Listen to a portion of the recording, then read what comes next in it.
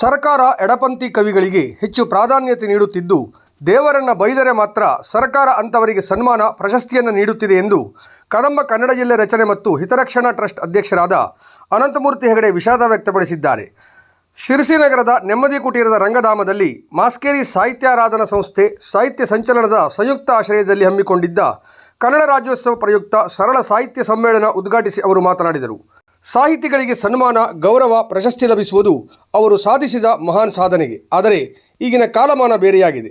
ಇದೀಗ ಹಿಂದೂ ದೇವರುಗಳಿಗೆ ಬೈದರೆ, ಬಹುಸಂಖ್ಯಾತ ಹಿಂದೂ ಭಾವನೆಗಳಿಗೆ ಧಕ್ಕೆ ತಂದರೆ ಮಾತ್ರ ಅಂಥವರನ್ನು ಗುರುತಿಸಿ ಸರ್ಕಾರ ಪ್ರಶಸ್ತಿ ಗೌರವ ನೀಡುತ್ತಿದೆ. ನೀವು ಸಾಹಿತಿ ಎಂದು ಗುರುತಿಸಿಕೊಳ್ಳಬೇಕಾದರೆ ದೇವರಿಗೆ ಬೈಯಬೇಕು, ಹಿಂದೂಗಳಿಗೆ ಅವಮಾನ ಮಾಡಬೇಕು. ಈ ಮನಸ್ಥಿತಿ ಹಲವಾರು ವರ್ಷಗಳಿಂದ ನಡೆದುಕೊಂಡು ಬರುತ್ತಿದೆ. ಇದು ನಮ್ಮ ದೌರ್ಭಾಗ್ಯವೇ ಸರಿ.